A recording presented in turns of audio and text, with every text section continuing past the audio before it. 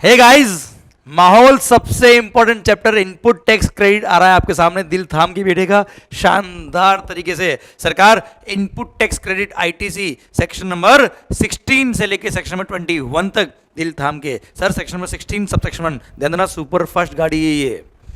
Clear? जब तक आपका 100% ध्यान इधर नहीं होगा टॉपिक आउट हो जाएगा। ओके सर, पूरा कंसंट्रेशन इधर बेटा। Okay sir, section number 16 sub section 1 कहता है क्या? सेक्शन नंबर 16 सब सेक्शन 1 कि कौन क्रेडिट ले सकता है? Every registered person can claim the input tax credit of GST paid on goods और सर्विस और बोथ विच आर यूज्ड और intended to be used in the course और furtherance of business subject to such conditions and restrictions as may be prescribed.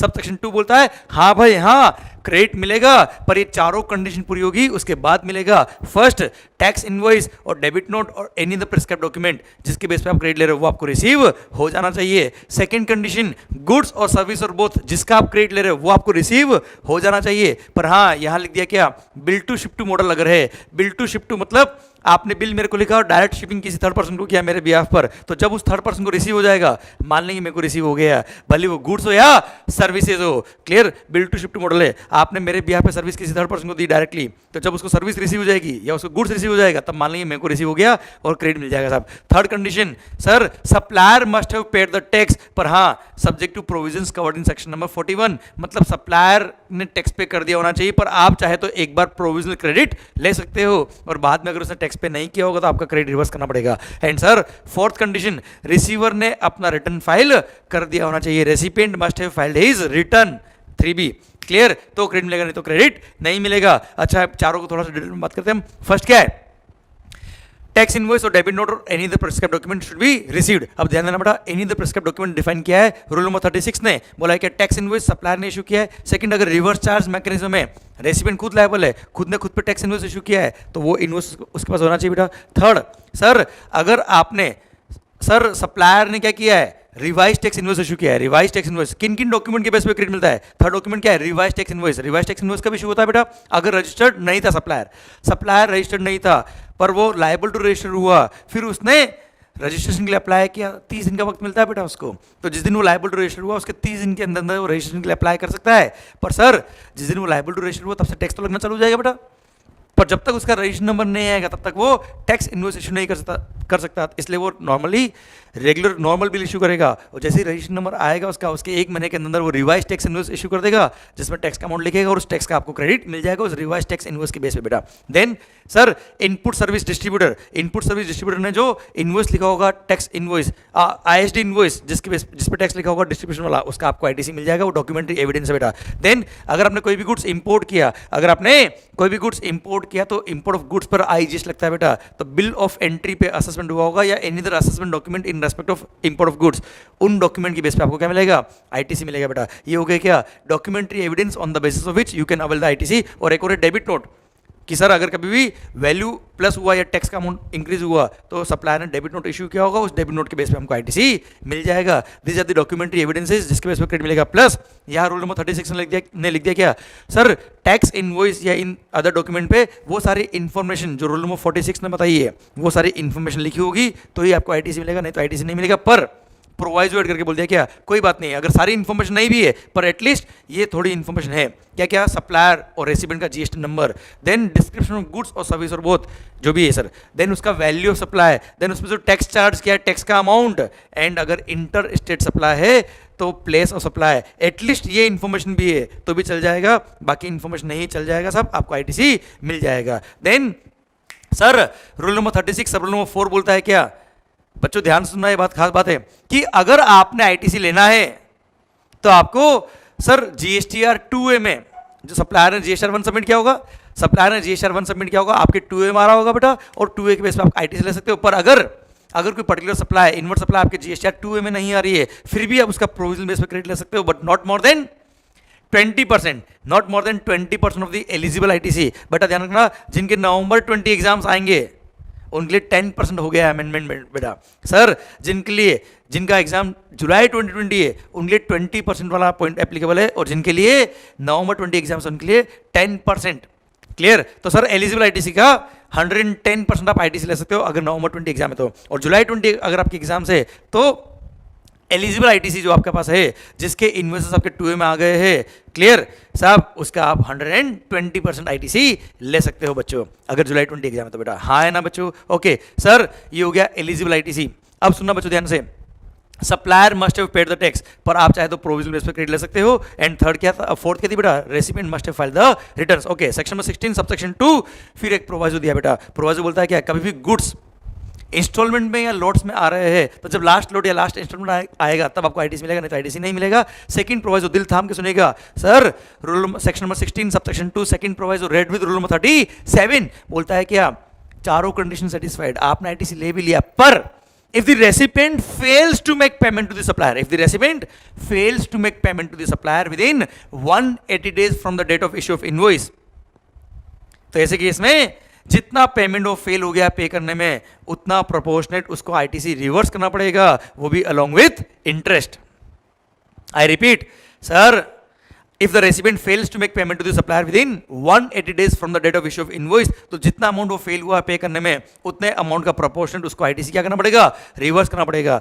आपने अगर supplier का पैसा खा लिया, सप्लायर को पेमेंट नहीं किया, if you fail to make payment to the supplier within 180 days, तो जितना प्रोपोर्शनल अमाउंट आपने पे नहीं किया, उतना प्रोपोर्शनल आईटीसी आपको क्या करना पड़ेगा, रिवर्स करना पड़ेगा, वो भी अलोंग विथ इंटरेस्ट। पर हाँ, अगर फ्यूचर में आप कभी पे कर देते हो उसको वापस से, तो जितना अमाउंट आपने उसको पे किया, उतना प्रोपोर्शनल आपको आईटीसी में वापस अलाउ कर देंगे। और जब ये वापस से रीअवेल करते हो आप आईटीसी, यहाँ पे सेक्शन नंबर 16(4) का टाइम लिमिट अप्लाई नहीं होता, भले 2 साल बाद आपने पे किया, 2 साल बाद आईटीसी लेना हमें कोई दिक्कत नहीं है। और हाँ, खास बात, ये प्रोविजन रिवर्स चार्ज मैकेनिज्म में जो आपने इनवर्स सप्लाई ली उस पर अप्लाई नहीं होता, क्योंकि आरसी में आपने इनवर्स सप्लाई ली, आपने गवर्नमेंट को टैक्स पे किया, आपने क्रेडिट लिया, कोई दिक्कत नहीं, सप्लायर को पे किया है नहीं किया, उससे फर्क नहीं पड़ता। ये था आपका section number 16 subsection 2 second proviso read with rule number 37। Sir, section number 16 subsection 3 बोलता है क्या, कि अगर आपने किसी कैपिटल गुड्स को परचेज किया, उस पे परचेज बिल पे जो जीएसटी पोर्शन था उसका भी अगर आपने डेप्रिसिएशन क्लेम कर लिया, तो आप कुछ ना हो पाएगा, आपको आईटीसी नहीं मिलेगा। आप वैल्यू ऑफ असेट का डेप्रिसिएशन क्लेम करो, हमें कोई दिक्कत नहीं है। जीएसटी पोर्शन का भी अगर आपने डेप्रिसिएशन क्लेम कर लिया तो हम उसका आईटीसी अलाउ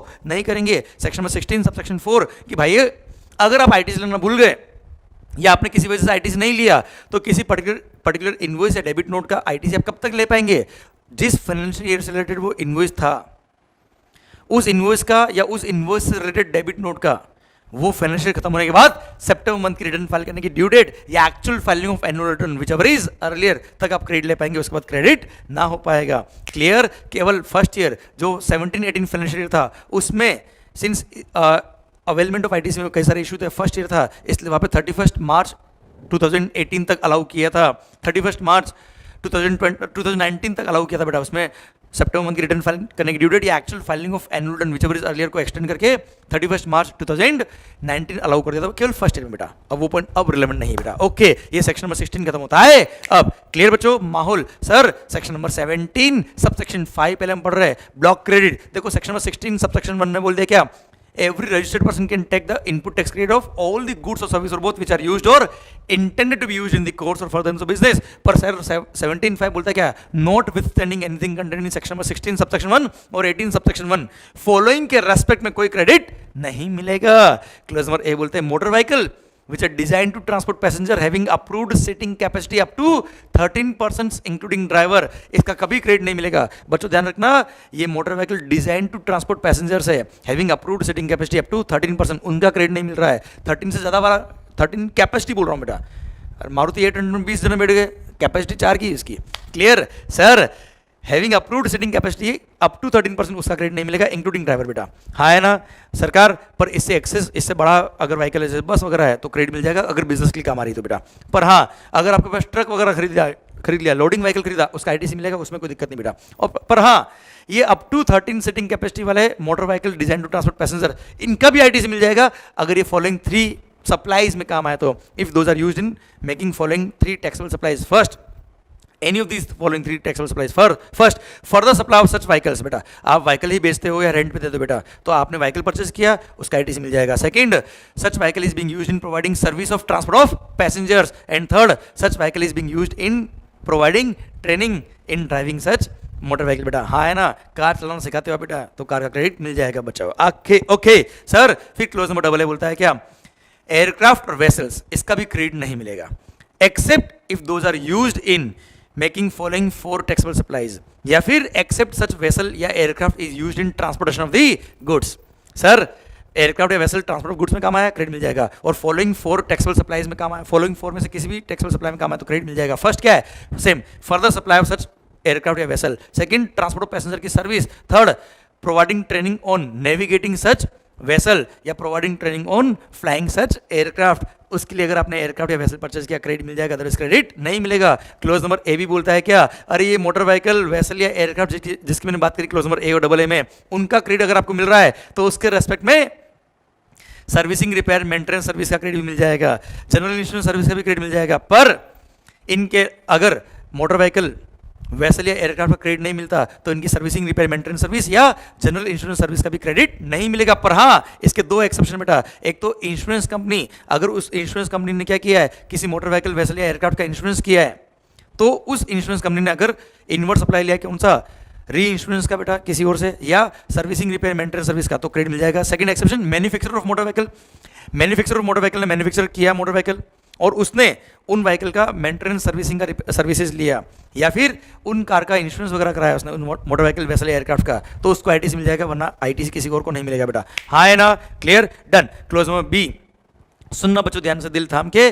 सर ये पर्सनल कंजम्पशन वाली सर्विसेज आ रही है, फूड एंड बेवरेजेस, बेवड़े क्या है sir, food and beverages, outdoor catering, हम पढ़ रहे क्या, क्रेडिट नहीं मिलता, इन फॉलोइंग का क्रेडिट नहीं मिलता, food and beverages, outdoor catering. Sir beauty treatment, health services, cosmetic और प्लास्टिक सर्जरी सर्विसेज, हायरिंग, सुनना ध्यान से, हायरिंग लीजिंग और renting of motor vehicle vessel या एयरक्राफ्ट, जिनका क्रेडिट नहीं मिलता बेटा। क्लियर, जिन मोटर व्हीकल वेसल या एयरक्राफ्ट का क्रेडिट नहीं मिलता उसको अगर हायरिंग पे लिया उसका भी क्रेडिट नहीं मिलेगा। लाइफ इंश्योरेंस और हेल्थ इंश्योरेंस, इनका भी क्रेडिट नहीं मिलेगा अगर आपने अपने एम्प्लॉइज के लिए लिया है तो बेटा। पर अगर आपने ये सारे इनवर्ट सप्लाई, जो फूड बेवरेज वगैरह सब कुछ मैंने बोला है, ये सब इनवर्ट सप्लाई लिया आपने to provide the same category of output supply, तो ऐसे केस में सेम कैटेगरी ऑफ इधर आउटपुट सप्लाई या फिर as a component of mix supply और कंपोजिट सप्लाई, तो ऐसे केस में आईटीसी मिल जाएगा, नहीं तो आईटीसी नहीं मिलेगा। सेकंड है membership of a club, health and fitness centre, and third है क्या, travel benefits, travel benefits extended to employees on vacation, तो क्रेडिट नहीं मिलेगा। पर हाँ, ये सारे पॉइंट जो मैंने क्लोज में भी आपको बताया बेटा, कौन कौन से, फूड एंड बेवरेज से लेकर travel benefit extended to employees, ये सारी सर्विसेज आपने परचेज करी है। क्यों?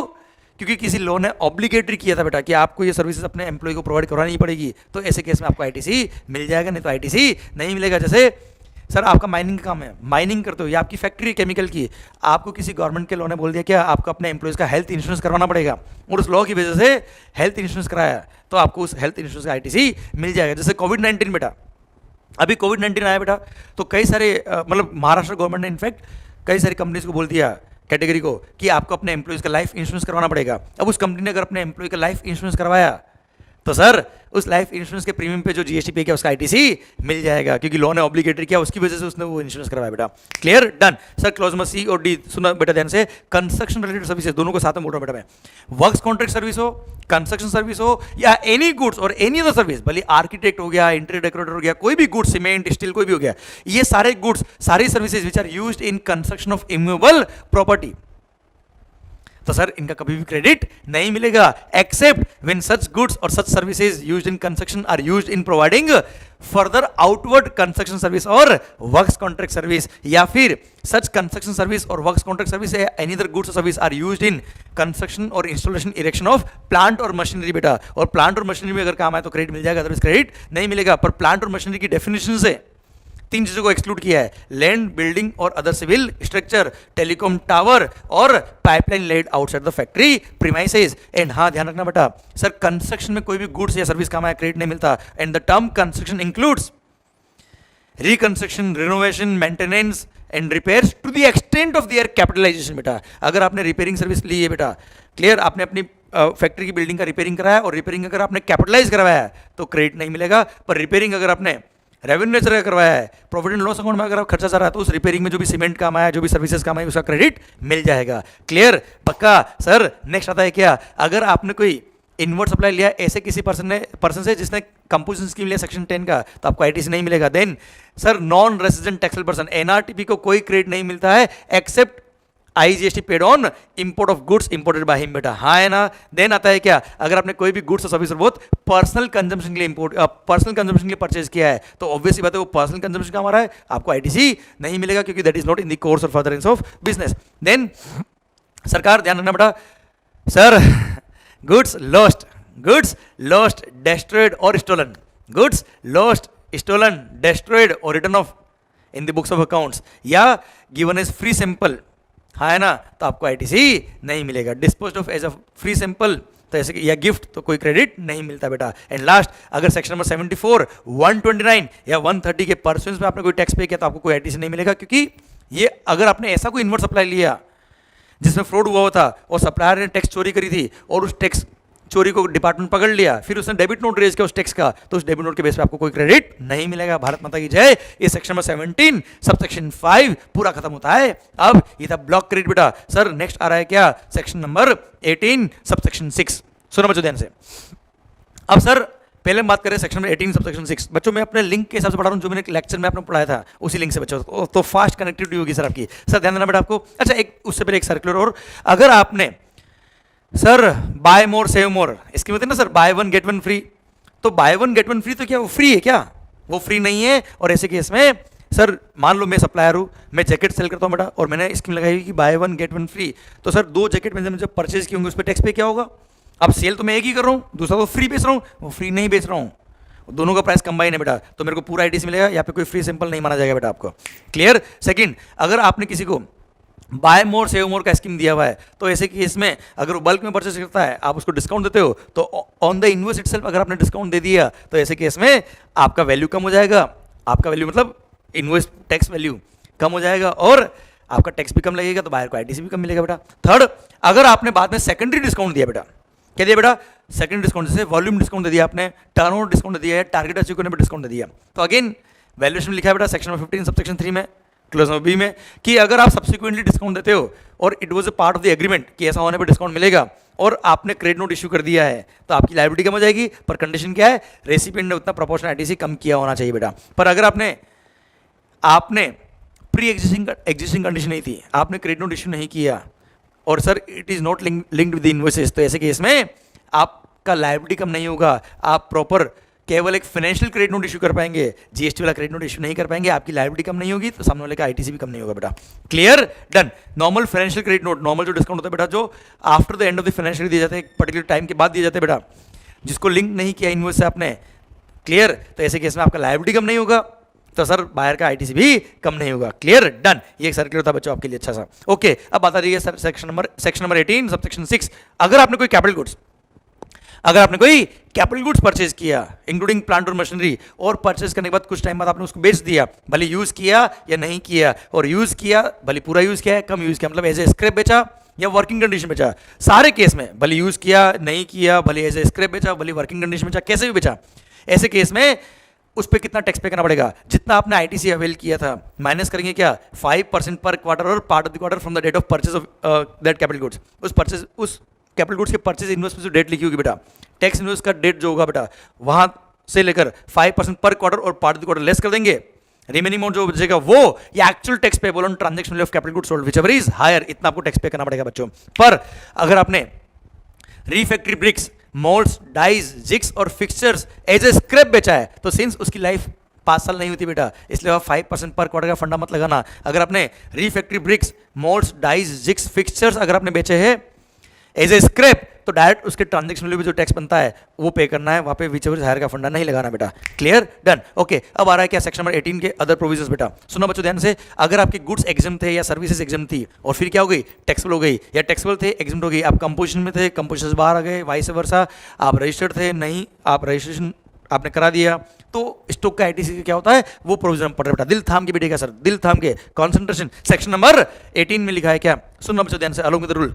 सर ये लिखा है कि अगर आप जो गुड्स या सर्विस प्रोवाइड करते हो वो क्या थे, एग्जिम थे, नॉन टैक्सेबल थे, अल्टीमेटली टैक्स पे नहीं किया, तो जो भी इनपुट परचेज किया, कैपिटल गुड्स परचेज किया, इनपुट सर्विस परचेज किया, किसी का भी क्रेडिट नहीं मिलेगा। पर जैसे ही वो गुड्स या सर्विस क्या हो गए, टैक्सेबल हो गए, तो सर जिस दिन वो टैक्सेबल हुए तो सर अब आपको सेल पे टैक्स पे करना पड़ेगा, तो उस दिन जितना इनपुट स्टॉक में होगा उसका आईटीसी मिल जाएगा, भले वो इनपुट रॉ मटेरियल फॉर्म में हो, डब्ल्यूआईपी फॉर्म में हो या फिनिश गुड फॉर्म में हो, जितने भी कैपिटल गुड स्टॉक में है उसका भी आईटीसी मिल जाएगा, पर 5% पर क्वार्टर और पार्ट ऑफ क्वार्टर लेस करेंगे, remaining amount of ITC will be allowed in respect of capital goods. पर जो ऑलरेडी परचेज करी हुई इनपुट सर्विस है उसका कुछ भी नहीं हो सकता है, इनपुट और कैपिटल गुड्स का क्रेडिट मिलेगा, पर वो ध्यान रखना उसके परचेज इन्वॉइसेस लास्ट 1 साल के अंदर के होना चाहिए। 1 साल से ज्यादा पुराना अगर कोई इनपुट या कैपिटल गुड्स स्टॉक में पड़ा तो उसका कुछ भी ना हो पाएगा, उसका आईटीसी नहीं मिलेगा। सर अब आपके गुड्स या सर्विस क्या है, टैक्सेबल है, जो भी नया परचेस करोगे सारा क्रेडिट मिल जाएगा। अब वापस क्या हो गए, मान लो गुड्स या सर्विस एग्जिम्ड हो गए, अगर आपके गुड्स और सर्विस क्या हो गए, एग्जिम्ड हो गए, तो अब जब गुड्स या सर्विस बेचोगे तो कोई टैक्स पे नहीं करोगे, तो आपको आईटीसी भी नहीं मिलना चाहिए, पर आप ऑलरेडी जो परचेज कर चुके हो उसका आईटीसी तो ले चुके हो,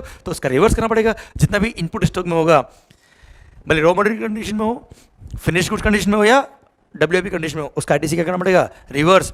और कैपिटल गुड्स जितना भी स्टॉक में है उसका जो आपने आईटीसी लिया था उसको क्या करेंगे, divide by 60 month, divide by 60 month into remaining useful life in complete month, उससे जो अमाउंट आएगा वो आपको रिवर्स करना पड़ेगा, and any remaining balance if any shall lapse. Clear. और अगर आपको इनपुट और कैपिटल गुड्स का जो रिवर्सिबल अमाउंट आ रहा है वो आ रहा है मान लो 4 लाख रुपए और बैलेंस केवल 3 लाख, तो क्या करेंगे, 3 लाख रिवर्स करेंगे और 1 लाख पे कर देंगे बेटा। और अगर इनपुट और कैपिटल गुड्स का रिवर्सिबल अमाउंट था कितना, 2,50,000 और आईटीसी बैलेंस कितना 3 लाख, तो 2,50,000 रिवर्स करेंगे और 50,000 क्या हो जाए, इट विल ऑल्सो लैप्स, मतलब वो भी रिवर्स कर देंगे बेटा। हाँ है ना, डन, ये पॉइंट खत्म होता है। अब ध्यान रखना बेटा, रिवर्स किया आपने, क्लियर। अब आपके गुड्स और सर्विस क्या हो गए, एग्जिम्ट हो गए, आपको कोई टैक्स पे करने की जरूरत नहीं बेटा, अब जो भी परचेस करोगे कोई क्रेडिट नहीं मिलेगा, डन। सर सेकंड केस, अगर आप कंपोजिशन स्कीम में थे और रेगुलर स्कीम में आ गए या वाइस वर्सा, तो क्या होगा, अगर आपने कंपोजिशन स्कीम लिया हुआ था तो जो भी input service capital goods purchase किया कोई क्रेडिट नहीं मिलेगा, अब आप कंपोजिशन से बाहर आ गए, you have opted to out from the composition scheme, तो ऐसे केस में जितना भी इनपुट स्टॉक में उसका क्रेडिट मिल जाएगा, जितना भी कैपिटल गुड्स है उसका 5% पर क्वार्टर या part of the quarter less करेंगे, रिमेनिंग क्रेडिट मिल जाएगा। पर इनपुट और कैपिटल गुड्स का परचेज इनवॉइस लास्ट 1 साल के अंदर का होना चाहिए, उससे पुराने बिल का क्रेडिट नहीं मिलेगा। इनपुट सर्विस ऑलरेडी परचेज कर चुके उसका कुछ भी नहीं होगा। अब आप रेगुलर स्कीम में हो, नॉर्मल स्कीम में हो, नॉर्मल टैक्स पे करो, सारा परचेज करोगे, सबका क्रेडिट मिलेगा बेटा। अब वापस से आप कंपोजिशन में आ गए, आप रेगुलर स्कीम में हो, अब कंपोजिशन में आ गए, तो जितना भी इनपुट स्टॉक में है उसका क्रेडिट रिवर्स, जितना भी कैपिटल गुड्स है स्टॉक में उसका डिवाइड बाय उसका जो आईटीसी है उसको divide by 60 month into remaining useful life in complete month, इतना reverse, and any remaining balance if any shall lapse. अब आप कंपोजिशन में आ गए बेटा, जो भी नया परचेस करोगे कोई क्रेडिट नहीं मिलेगा। आपने नोट किया हो, तो जो गुड्स एग्जिम से टैक्सेबल हो रहे थे, टैक्सेबल से एग्जिम हो रहे थे, या कंपोजिशन से रेगुलर स्कीम में, रेगुलर से कंपोजिशन में, प्रोविजन एब्सोल्युटली सेम है बेटा। ओके। थर्ड केस, अगर आप रजिस्टर्ड नहीं थे, अगर आप जीएसटी में रजिस्टर्ड नहीं थे, तो जो भी परचेस करोगे कोई क्रेडिट नहीं मिलेगा, क्योंकि सेक्शन नंबर 16 सब सेक्शन 1 बोलता है क्या, every registered person can avail the credit बेटा। तो सर आप अगर जीएसटी में रजिस्टर्ड नहीं हो तो आपने जो भी परचेस किया कोई क्रेडिट नहीं मिलेगा, पर जैसे ही आप मान लो रजिस्ट्रेशन कराते हो, भले वॉलंटरी रजिस्ट्रेशन कराया या आप लायबल टू रजिस्टर हुए इसलिए आपने रजिस्ट्रेशन कराया, अब आपने रजिस्ट्रेशन कराया तो जितना भी इनपुट ऑलरेडी स्टॉक में पड़ा हुआ है उसका आपको आईटीसी मिल जाएगा, पर कैपिटल गुड्स का कोई क्रेडिट नहीं मिलेगा, इनपुट सर्विस का कोई क्रेडिट नहीं मिलेगा। ध्यान रखना, यहाँ डिफरेंस केवल कैपिटल गुड्स का है, या कैपिटल गुड्स का कोई क्रेडिट नहीं मिलेगा, इनपुट का मिल जाएगा, भले रॉ मटेरियल कंडीशन में हो, डब्ल्यूआईपी कंडीशन में हो या फिनिश गुड्स कंडीशन में हो, पर ध्यान रखना इनपुट्स का परचेज इनवॉइस लास्ट 1 साल के अंदर का होना चाहिए, उससे पुराने इनवॉइस का क्रेडिट नहीं मिलेगा। ओके। अब आप रजिस्टर्ड हो, नॉर्मल टैक्स पे कर रहे हो, जो भी परचेस करोगे नया सारा क्रेडिट मिलेगा। अब वापस क्या हो गया, आप अनरजिस्टर्ड, अगर आपने अपना रजिस्ट्रेशन क्या कर दिया, कैंसिल करा दिया, सरेंडर करा दिया, तो ऐसे केस में क्या होगा बच्चों, माहौल। सर ऐसे केस में जितना भी इनपुट स्टॉक में है उसका आईटीसी कैलकुलेट करोगे बेटा, जितना भी कैपिटल गुड्स है उसका आईटीसी का divide by 60 month into remaining useful life in complete month calculate करोगे, ये जो अमाउंट आएगा वो, या फिर actual tax payable on all this goods sold whichever is higher, उतना आपको पे करना पड़ेगा, क्योंकि शेड्यूल 2 पैरा 4 क्लॉज सी बोलता है if a person ceases to be a taxable person, तो ऐसे केस में सारे गुड्स जिसका उसने आईटीसी लिया हुआ है परचेज पर, वो सारे गुड्स मान लेते हैं उसने खुद को सप्लाई कर दिए, और ऐसे केस में वो सप्लाई पे टैक्स कितना पे करना वो मैंने अभी आपको बताया बेटा। और अगर ये पे करने के बाद भी इनपुट टैक्स क्रेडिट बैलेंस कुछ रह जाए तो इट विल लैप्स। होल क्लियर। अब यहाँ पे बात आती है बेटा, रजिस्ट्रेशन जब कराते हो तो क्यों कराते हो बेटा, जैसे आप रजिस्टर्ड नहीं थे, अब आप रजिस्ट्रेशन कराओगे तो इनपुट का क्रेडिट मिलेगा, कैपिटल गुड्स का नहीं मिलेगा बेटा, पर कौन से इनपुट का मिलेगा, जो लास्ट 1 साल में परचेज किए। पर सर यहाँ पे कहानी क्या आती है, आपने रजिस्ट्रेशन क्यों करवाया बेटा, 2 केस बनेंगे, या तो आपने वॉलंटरी रजिस्ट्रेशन कराया या आप लायबल टू रजिस्टर हुए बेटा। अगर आपने वॉलंटरी रजिस्ट्रेशन कराया तो जिस दिन आपको रजिस्ट्रेशन सर्टिफिकेट ग्रांट हो गया उस दिन से आप टैक्सेबल पर्सन बने, तो उस दिन का जो स्टॉक होगा वहां से लास्ट 1 साल के परचेज किए हुए स्टॉक का क्रेडिट आपको मिल जाएगा बेटा। क्लियर, क्योंकि उस दिन से ही आपको टैक्स पे करना है। पर अगर आप लायबल टू रजिस्टर हुए, जैसे 14 फेब को आप लायबल टू रजिस्टर हो गए बेटा, पता नहीं 14 फेब को आपने क्या किया, आप लायबल टू रजिस्टर हो गए, और ऐसे केस में with in 30 days you can apply for registration. आपने 2 मार्च को रजिस्ट्रेशन के लिए अप्लाई किया, तो सर विद इन 30 डेज अगर आपने रजिस्ट्रेशन के लिए अप्लाई कर दिया, विद इन 30 डेज अगर आपने रजिस्ट्रेशन के लिए अप्लाई कर दिया, तो जिस दिन आप लायबल टू रजिस्टर थे 14 फेब, उस दिन के सारे स्टॉक का आपको क्रेडिट मिल जाएगा। और 14 फेब से लास्ट 1 साल में जो परचेस किया उन सब स्टॉक का आपको क्रेडिट मिल जाएगा। 14 फेब से लायबिलिटी आएगी, 14 फेब के स्टॉक का क्रेडिट मिल जाएगा आपको बेटा। Clear, done. पर अगर आपने 30 डेज के अंदर रजिस्ट्रेशन के लिए अप्लाई नहीं किया when you are liable to register, तो ऐसे केस में जिस दिन आपको रजिस्ट्रेशन सर्टिफिकेट मिलेगा उस दिन जो स्टॉक होगा उसी का आईटीसी मिलेगा, जबकि लायबिलिटी तो आएगी 14 फेब से बेटा, आपकी ध्यान रखना। Clear, done. सर अब ध्यान रखना बेटा, आपको जब आईटीसी लेना होता है तो जीएसटी आईटीसी सारे केस में, इन तीनों केस में गुड्स सेक्शन थे टैक्सेबल हो गए, कंपोजिशन में थे रेगुलर स्कीम में आ गए, या आप रजिस्टर्ड नहीं थे रजिस्ट्रेशन करा दिया, इन सारे केस में जब आप इनपुट या कैपिटल गुड्स जिसका भी आप आईटीसी ले रहे हो, वो अगर जब आप आईटीसी लेते हो तो form number GST ITC 01 number का फॉर्म आपको फिल करना पड़ता है। जीएसटी आईटीसी 01 नंबर का फॉर्म विद इन 30 डेज जिस दिन आप एलिजिबल हुए क्रेडिट के लिए, उसके 30 दिन के अंदर आपको जीएसटी आईटीसी 01 नंबर का स्टॉक स्टेटमेंट सबमिट करना पड़ेगा। और अगर जो आईटीसी अवेल कर रहे हो उसका अमाउंट इज एक्सीडिंग ₹2 लाख, तो एक प्रैक्टिसिंग सीए या कॉस्ट अकाउंटेंट से आपको सर्टिफिकेट लेना पड़ेगा कि इसने सब कुछ सही क्रेडिट लिया है बेटा। Clear, done. और सर सारे केस में जब रिवर्सल की बात आती है बेटा, जैसे आप रेगुलर स्कीम से कंपोजिशन से ले गए, गुड्स टैक्सेबल थे, सर्विस टैक्सेबल थी, एग्जिट होगी बेटा, या आपने रजिस्ट्रेशन सरेंडर कर दिया, इन सारे केस में जब जब आपको क्रेडिट रिवर्स करने की बात आती है तब तब आप form number GST ITC 03 number का फॉर्म भरेंगे with in 60 days. With in 60 days जब वो इवेंट हुआ जिसकी वजह से आप कंपोजिशन में आ गए, मतलब कुल मिला के रिवर्सल करना पड़ रहा है, 60 दिन के अंदर आप स्टॉक स्टेटमेंट देंगे in the form number GST ITC 03। Clear. और हाँ सर, इनपुट का जब आप क्रेडिट रिवर्स करेंगे तो उसके परचेस बिल भी लिखा होगा, इतना हमने परचेस पे टैक्स पे किया था, उसका आपने क्रेडिट लिया तो उतना रिवर्स करे हो। पर अगर मान लो परचेस बिल अवेलेबल नहीं है तो करंट प्रिवेलिंग मार्केट प्राइस होगी, उसकी बेस पे जो टैक्स बनता है उतना आईटीसी आप रिवर्स करेंगे। और करंट मार्केट प्राइस आपने जो ली है वो सही ली कि नहीं ली, उसके लिए सीए का सर्टिफिकेट ऑफ प्रैक्टिसिंग सीए या कॉस्ट अकाउंटेंट आपको लेना पड़ेगा। क्रेडिट रिवर्सल के केस में बेटा, क्रेडिट अवेल करते हो तो बिल नहीं तो क्रेडिट मिलता ही नहीं बेटा, पर रिवर्सल के केस में बिल नहीं है तो भी रिवर्सल तो करना पड़ेगा बेटा आपको। Clear, done. और सीए का सर्टिफिकेट लेना पड़ेगा कि मार्केट वैल्यूएशन सही डिक्लेयर करिए बेटा। Clear, done. ये प्रोसेसर पार्ट भी खत्म होता है। अब सुना बच्चों ध्यान से, अब आ रहा है क्या sir, change in the constitution of the business बेटा, amalgamation, merger, take over, sir change of ownership, demerger, in सब के केस में क्या होगा। यहाँ पर रूल नंबर 41 ने कहा है क्या सर, सुनना बच्चों ध्यान से, section number 18 sub section 3 read with rule number 41 बोलता है बच्चों क्या, अगर कभी भी चेंज ऑफ ओनरशिप हो रहा है तो ऑब्वियस बात है, मान लो XYZ कंपनी का मालिक ABC कंपनी बन गया बेटा, तो ऐसे केस में XYZ के पास जितना भी अनयूटिलाइज बैलेंस ऑफ आईटीसी पड़ा है वो सारा किसका हो जाएगा, ABC प्राइवेट लिमिटेड का हो जाएगा, ABC लिमिटेड का हो जाएगा बेटा। हाँ है ना। पर सर कैसे होगा बेटा ये ट्रांसफर जो होगा वो एक फॉर्म फिल करेगा जीएसटी आईटीसी 02 नंबर का फॉर्म, और सर उसमें लिखेगा कि इस रीजन की वजह से मैं अपना आईटीसी पास ऑन कर रहा हूँ इसको। क्लियर। और जो ट्रांसफरी होगा वो अपने जीएसटी पोर्टल पर जाके लॉगिन करके उस आईटीसी 02 नंबर से जो आईटीसी आएगा उसको एक्सेप्ट करेगा, तो सारा आईटीसी यहाँ से यहाँ ट्रांसफर हो जाएगा। पर इस केस में जो ट्रांसफर है उसको सीए का सर्टिफिकेट भी चाहिएगा बेटा। सीए मतलब जहाँ भी मैं सीए बोल दूँ पे प्रैक्टिसिंग सीए या कॉस्ट अकाउंटेंट का सर्टिफिकेट चाहिएगा कि हाँ यहाँ पे केवल असेट पास ऑन नहीं हुए, असेट के साथ साथ सारी लाइबिलिटीज भी पास ऑन हुई है, केवल आईटीसी पास ऑन नहीं कर रही है, प्रॉपर अमलगमेशन, मर्जर वगैरह जो भी ट्रांसफर होना चाहिए उस अकॉर्डिंग ट्रांसफर हुआ बेटा। क्लियर। केवल असेट्स ट्रांसफर नहीं हुए, सारे असेट प्लस सारी लाइबिलिटी ट्रांसफर हुई बेटा।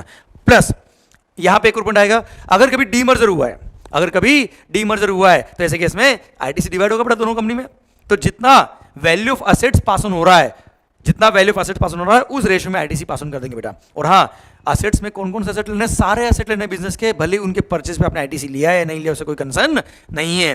क्लियर।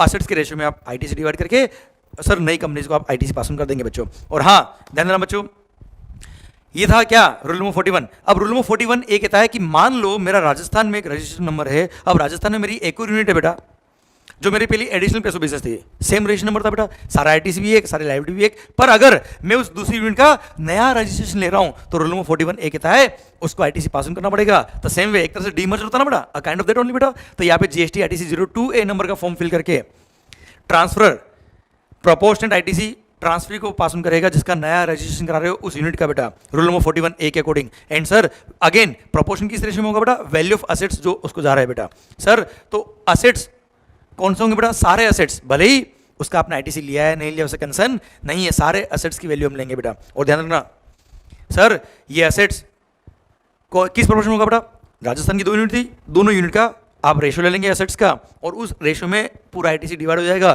तो जितना आईटीसी उस दूसरी यूनिट के बनता है उतना यहाँ से आप पास ऑन कर देंगे आईटीसी 02A नंबर के फॉर्म के थ्रू बेटा। क्लियर, डन, ये पॉइंट खत्म होता है। अब माहौल सरकार, ये था पूरा section number 18 along with all the related rules and provisions. Okay बच्चों, सरकार बात आती है क्या सेक्शन नंबर 17 के बाकी प्रोविजंस की हम बात कर रहे हैं बेटा। ओके, दिल दिमाग इधर। अगर मान लो आप एक्सक्लूसिवली टैक्सेबल गुड्स या टैक्सेबल सर्विस ही बनाते हो तो सारा आईटीसी लेंगे बेटा।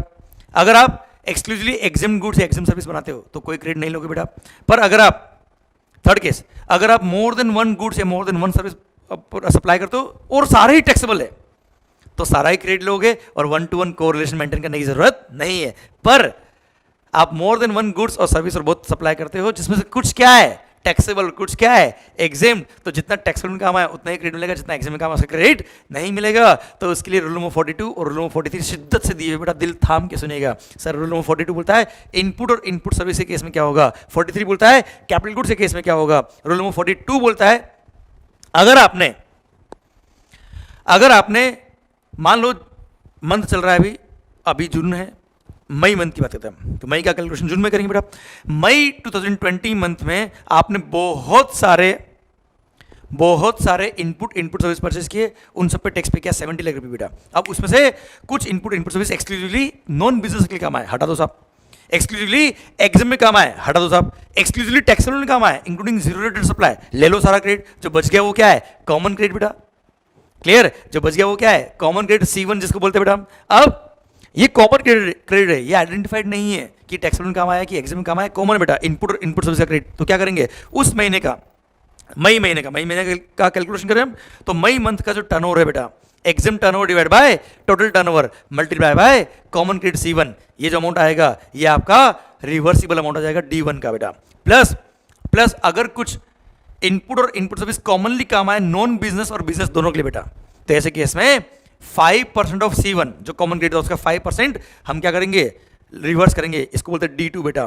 तो सर D1 आ गया E/F करके बेटा, E मतलब exam turnover divide by total turnover, clear proportional amount, और D2 आ गया 5% ऑफ कॉमन इनपुट और कॉमन इनपुट सर्विस अगर कोई नॉन बिजनेस के लिए काम आया तो। ओके सरकार, ये D1 प्लस D2 क्या हो जाएगा, आपको रिवर्स करना पड़ेगा एवरी मंथ। तो सर क्या किया आपने बेटा, एक बार सारा क्रेडिट लिया बेटा जो कॉमन था वो, और फिर D1 प्लस D2 का जो अमाउंट आया प्रोपोर्शनल आपने क्या कर दिया, रिवर्स कर दिया। क्लियर, समझे मेरी बात। GSTR 3B फाइल करते हुए आपने ये ITC रिवर्स कर दिया। ओके माहौल, सर ये कैलकुलेशन आप हर महीने करेंगे। फिर फाइनेंशियल ईयर खत्म होने के बाद क्या करेंगे आप, एनुअल टर्नओवर वापस लेंगे बेटा, और ये कैलकुलेशन वापस करेंगे और एनुअल टर्नओवर से जो प्रोपोर्शन रिवर्सिबल आता है और जो आपने हर महीने रिवर्स किया सबको कंपेयर करेंगे और देखेंगे कितना रिवर्स करना था और कितना रिवर्स किया। जो भी प्लस माइनस होगा दैट विल बी एडजस्टेड। पर ध्यान रखना बेटा, ये एडजस्टमेंट करना पड़ेगा फाइनेंशियल खत्म होने के बाद, सितंबर मंथ की रिटर्न फाइल करने से पहले बेटा। हाँ है ना, सितंबर मंथ की रिटर्न या उससे पहले आपको ये करना पड़ेगा एडजस्टमेंट, उसके बाद एडजस्टमेंट नहीं होगा। जैसे आपने ज्यादा रिवर्स कर दिया तो रीएबल द क्रेडिट, आपने कम रिवर्स किया तो आपको लायबिलिटी पे करनी पड़ेगी, वो भी अलोंग विद इंटरेस्ट। पर इंटरेस्ट कब से, फाइनेंशियल खत्म होने के बाद 1 अप्रैल से लेकर जब आप वो पे करेंगे तब तक आपको इंटरेस्ट पे करना पड़ेगा बेटा। अच्छा 2-3 बातें और, अगर मान लो मंथली जब आप प्रोपोर्शन रिवर्स करते हो तब प्रीवियस मंथ का अगर टर्नओवर अवेलेबल नहीं है, भाई मई महीने का आप टर्नओवर देख रहे हो बेटा, मई महीने का टर्नओवर नहीं है तो ऐसे केस में प्रीवियस मंथ का टर्नओवर ले सकते हो, अप्रैल महीने का टर्नओवर ले सकते हो, कोई दिक्कत नहीं बेटा, क्योंकि एनीवेज एनुअल टर्नओवर से प्रोपोर्शन होने वाला लास्ट में बेटा। एडजस्टमेंट फाइनली एनुअल टर्नओवर के बेस पे होगा। ओके सेकंड, जब आप ये टर्नओवर कैलकुलेट करते हो तो टर्नओवर के अंदर वैसे आपने बात करी भी वैल्यू सप्लाई के अंदर कि सारे टैक्सेस अदर देन GST वाले टैक्सेस वैल्यू का पार्ट बनता है, पर for the purpose of this rule number 42 and 43, अब जो बातें कर रहा हूं कॉमन है रूल नंबर 42 और 43 के लिए, central excise, state excise, VAT और CST टर्नओवर में इंक्लूड नहीं करेंगे for the purpose of rule number 42 and 43। Plus सरकार ध्यान देना बेटा, अगर आपकी इंटरेस्ट की इनकम आती है, किसकी आती है बेटा, ब्याज की इनकम, तो आपको पता है services by way of extending loans, advances, deposits in so far as the consideration is represented by way of interest और डिस्काउंट। तो लोन पे जो इंटरेस्ट अर्न होता है, FD पे जो इंटरेस्ट अर्न होता है, उस इंटरेस्ट पे GST एग्जम्प्ट बेटा, वो एग्जाम सप्लाई सर्विस है, पर फिर भी उसको एग्जाम टर्म में इंक्लूड नहीं करना है, except for a banking company, financial institution including NBFC बेटा। सेकंड, अगर आप एक शिपिंग कंपनी हो, transport of goods by vessel करते हो from customs station in India to a place outside India, तो उसमें जो फ्रेट चार्ज किया उस फ्रेट पे भी GST एग्जम्प्ट है, फिर भी उसको वैल्यू ऑफ एग्जाम टर्नओवर में काउंट नहीं करेंगे। हाँ ये टर्नओवर टैक्सेबल में काउंट होंगे, सॉरी एग्जाम, ये टर्नओवर टोटल में काउंट होंगे, तो ई अपन एफ जब करते हैं ना बेटा, तो ई में काउंट नहीं होंगे, एफ में काउंट होंगे बेटा, दोनों टर्नओवर, इंटरेस्ट वाला भी और शिपिंग कंपनी ने जो वेसल से ट्रांसपोर्ट किया है गुड्स को from custom station to outside India, वो फ्रेट का अमाउंट टोटल टर्नओवर में आएगा, पर एग्जिम में काउंट नहीं करेंगे। ओके सर, देन एक दो बातें हो रही थी बेटा, अगर आप सिक्योरिटीज की ट्रेडिंग करते हो सर, शेयर्स वगैरह बेचते करते हो, तो सर परचेज सेल करते हो, तो उसको securities is neither goods nor services, पर उसमें भी तो कॉमन मशीनरी, आप लैपटॉप वगैरह काम आए बेटा, कॉमन लैपटॉप काम आया, कॉमन ऑफिस काम आया बेटा आपका, इसलिए गवर्नमेंट उसको एग्जाम सप्लाई मानते हुए या बोल दिया 1% of sale price of securities will be considered as value of exempt supply, और अकॉर्डिंगली आपको क्रेडिट रिवर्स करना पड़ेगा साहब। सेकंड, अगर आप लैंड और बिल्डिंग बेचते हो तो sale of land, building and other immovable property is neither supply of goods not supply of service, पर फिर भी for the purpose of rule number 42 43 आपको उसको एग्जाम टर्म में इंक्लूड करना है, और जिस वैल्यू पे आपने स्टैम्प ड्यूटी पे करी, जिस वैल्यू पे आपने स्टैम्प ड्यूटी पे करी है, वो वैल्यू हम लेंगे for the purpose of turnover of exempt supply बेटा। Clear, done. सर एक बात और, अगर कोई ट्रांजेक्शन शेड्यूल 3 में कवर है, कहाँ कवर है बेटा, शेड्यूल 3 में, तो ऐसे केस में शेड्यूल 3 के ट्रांजेक्शन को एग्जाम टर्म में इंक्लूड नहीं करना है, एक्सेप्ट सेल ऑफ लैंड और बिल्डिंग बेटा। हाँ है ना बच्चों, हाँ है ना बच्चों, डन। सरकार एक और बात, अगर आपने ऐसा कोई आउटवर्ड सप्लाई दिया जिसमें रिवर्स चार्ज मैकेनिज्म लगता है, तो उसके आउटवर्ड सप्लाई पे टैक्स पे करता है रेसिपिएंट, सप्लायर पे नहीं करता है, इसलिए सप्लायर के एंगल से उसको एग्जाम टर्म में इंक्लूड करना है, ऑल्दो एग्जाम नहीं, फिर भी रेसिपिएंट लायबल है, सप्लायर लायबल नहीं, सप्लायर के लिए उसको एग्जाम टर्म में इंक्लूड करेंगे क्योंकि वहाँ पे आईटीसी नहीं मिलता है, इसलिए बेटा। Clear, done. ये सारी बातें खत्म होती है। अब ये रूल नंबर 42 पूरा खत्म बेटा। रूल नंबर 43 दिल थाम के सुनेगा, कैपिटल गुड्स। अगर आपने मान लो अगेन मई 20 मंथ में बहुत सारे कैपिटल गुड्स परचेज किए, उस पर मान लो 70 लाख रुपए का जीएसटी पे किया, उसमें से कुछ capital goods exclusively non business काम आए, हटा दो, एक्सक्लूसिवली एग्जाम में काम आए, हटा दो, एक्सक्लूसिवली टैक्सेबल सप्लाई में काम आए, टैक्सेबल गुड्स टैक्सेबल सर्विस में काम आए, including zero rated supply of goods और सर्विस में काम आए, क्रेडिट ले लो बेटा। जो बच गए वो क्या है, कॉमन क्रेडिट बेटा। अभी कॉमन कैपिटल गुड्स का भी सारा क्रेडिट अवेल कर लो बेटा, फर्स्ट ईयर में अवेल कर लो, जिस मंथ में परचेज किया उसी मंथ में सारा क्रेडिट अवेल कर लो। फिर सिंस वो कॉमन क्रेडिट है बेटा, इसलिए उसको एक अलग कैलकुलेशन करेंगे, उसको डिवाइड बाय 60 मंथ करेंगे, और 60 मंथ तक उसको स्ट्रेट एंड मेथड से स्प्रेड कर देंगे, और 60 मंथ तक आप क्या करेंगे, रेस्पेक्टिव मंथ का exam turnover divide by total turnover multiply by वो जो अमाउंट आया डिवाइड बाय 60 करने के बाद वो अमाउंट को क्या करेंगे, ये प्रोपोर्शनल अमाउंट जो आएगा एवरी मंथ आप लायबिलिटी में ऐड करेंगे, वो भी along with interest. I repeat, जो कॉमन क्रेडिट था एक बार पूरा अवेल किया, उसको जैसे 6 लाख रुपए था बाटो common credit, divide by 60 month किया, 10,000 रुपया गया।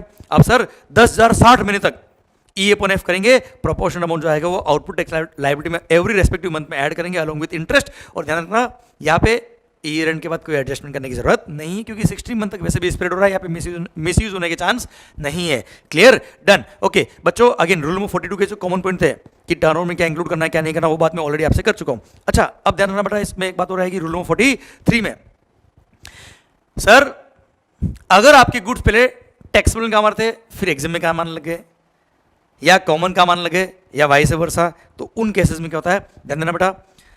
जुलाई 20 एग्जाम्स जिनके, उनके लिए पहले बात कर रहा हूँ, फिर नवंबर 20 एग्जाम्स जिनके लिए होंगे उनकी बात बाद में कर लूंगा बेटा मैं, क्योंकि इस प्रोविजन में छोटा सा एक अमेंडमेंट हुआ है, there was an error in the law. Okay, पहले जुलाई 20 वाला क्या एप्लीकेबल था, सुनना बच्चों ध्यान से। मान लो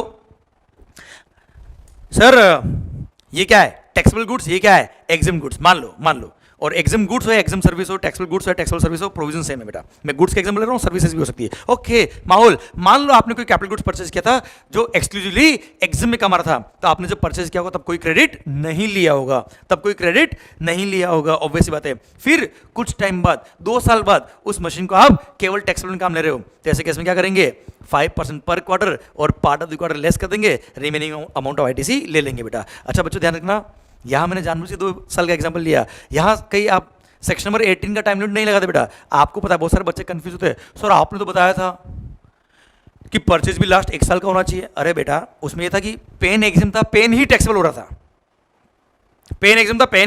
था, तो ऐसे केस में परचेज कैपिटल गुड्स लास्ट 1 साल में जो परचेज किया उसका ही क्रेडिट मिलता है बेटा।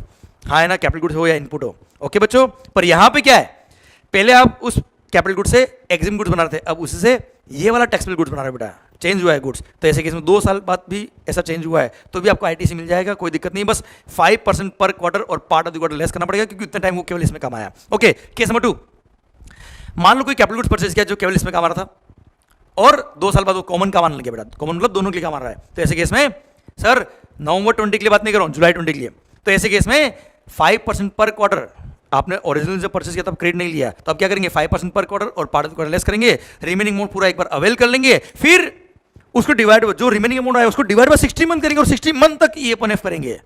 मतलब देखा जाए तो 2 साल उसकी लाइफ ऑलरेडी एक्सपायर हो चुकी है, फिर भी अगले 5 साल तक और आपको EF करना पड़ेगा। हाँ, यही करना पड़ेगा जुलाई 20 एग्जाम्स के लिए। अब यहाँ पे अमेंडमेंट हो चुका है, क्लियर, पर वो नवंबर 20 के लिए एप्लीकेबल है, इसलिए नवंबर 20 वाले उस अमेंडमेंट को बात करेंगे। जुलाई 20 जिनके एग्जाम्स होंगे वो तो यही बात करेंगे क्या कि जब परचेज किया तब कोई क्रेडिट नहीं लिया, फिर 2 साल बाद वो कॉमन का मारा है तो 5% पर क्वार्टर या पार्ट क्वार्टर लेस कर दो, रिमेनिंग अमाउंट जो बचेगा वो पूरा एक बार अवेल कर लो, फिर उसको डिवाइड बाय 60 मंथ करेंगे और अगले 5 साल तक EF करते जाएंगे बेटा। क्लियर। केस नंबर 3, कोई कैपिटल गुड्स परचेज किया केवल किसके लिए, टैक्सेबल के लिए, आपने सारा क्रेडिट लिया होगा बेटा, फिर कुछ टाइम बाद वो मशीन केवल एग्जाम में काम आ रही तो क्या करेंगे 5% पर क्वार्टर और पार्ट क्वार्टर लेस कर देंगे, रिमेनिंग अमाउंट पूरा रिवर्स कर देंगे। केस नंबर 4, अगर कोई कैपिटल गुड्स केवल इसमें काम आ रहा था बेटा, आपने सारा क्रेडिट ऑलरेडी ले लिया है, फिर बाद में वो 2 साल बाद या 3 साल बाद कॉमन काम आ रहा है तो क्या करेंगे, साहब क्रेडिट तो ऑलरेडी अवेल कर चुके हो बेटा, क्रेडिट तो पूरा अवेल कर चुके हो, अब जुलाई 20 के लिए बोल रहा हूं मैं, क्रेडिट तो पूरा अवेल कर चुके हो, अब क्या करेंगे, सिंस 3 साल केवल इसमें काम आया तो 5% पर क्वार्टर और पार्ट क्वार्टर लेस कर देंगे, रिमेनिंग अमाउंट जो होगा वो कॉमन क्रेडिट में ऐड कर देंगे। अच्छा, अवेल तो ऑलरेडी कर चुके हो, बस कॉमन वाली कैलकुलेशन में ऐड कर देंगे, फिर उस कॉमन क्रेडिट को क्या करेंगे, डिवाइड बाय 60 मंथ और अगले वापस 5 साल तक EF चालू कर देंगे बेटा। हाँ है ना, मतलब 3 साल ऑलरेडी काम आ चुका है टैक्सेबल में, फिर अगले 5 साल और कैलकुलेशन करनी है, तो ये भी अगेन लॉ में एरर है, पर जुलाई 20 के लिए यही फॉलो करिएगा बेटा। केस नंबर 5, सर आपने जो कैपिटल गुड्स परचेज किया वो कॉमन काम आ रहा है, तो आपने सारा क्रेडिट अवेल किया था, फिर उसको डिवाइड बाय 60 किया होगा, EF चालू कर दिया होगा, फिर कुछ टाइम बाद वो मशीन केवल टैक्सेबल में काम आ रही है तो क्या करेंगे, अरे EF करना बंद कर दो, अवेल तो वैसे भी कर चुके हो, बस रिवर्स करना बंद कर दो बेटा उस महीने से। लास्ट केस, कोई मशीन आपने कॉमन परचेज करी थी बेटा, परचेज करी थी, कॉमन काम आ रही है, आपने सारा क्रेडिट लिया था, फिर डिवाइड बाय 60 किया होगा, EF चालू कर दिया होगा, फिर कुछ टाइम बाद वो मशीन केवल एग्जाम में काम आ रही है तो क्या करेंगे 5% पर क्वार्टर और पार्ट क्वार्टर लेस कर दो, रिमेनिंग अमाउंट जो बचा वो पूरा क्या कर दो, रिवर्स कर दो, लायबिलिटी में ऐड कर दो, और फिर कोई EF होने की बात नहीं आएगी क्योंकि पूरा आप रिवर्स कर चुके रिमेनिंग अमाउंट बेटा। हाँ है ना, और जितना टाइम कॉमन काम आया उसका EF ऑलरेडी हो चुका है बेटा। भारत माता की जय। ये रूल नंबर 43 पूरा खत्म होता है। अब मैं बात करूँ यहाँ पे जो अमेंडमेंट था जो नवंबर 20 के लिए एप्लीकेबल है बेटा, जुलाई 20 वाले ये बात नहीं सुने बेटा, सुनना सरकार और नॉलेज के लिए सीखना सीख लीजिए बेटा।